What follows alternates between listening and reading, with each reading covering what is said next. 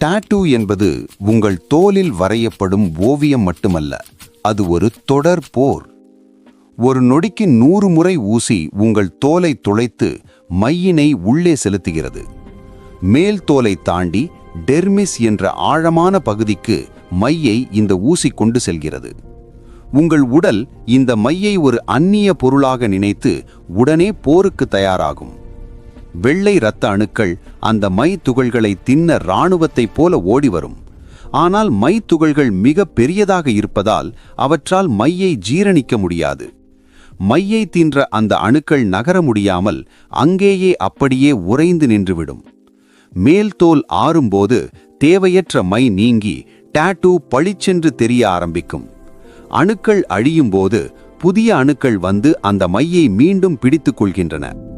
உங்கள் உடல் தோற்க விரும்பாத ஒரு போராட்டத்தின் அடையாளமே உங்கள் டாட்டூ.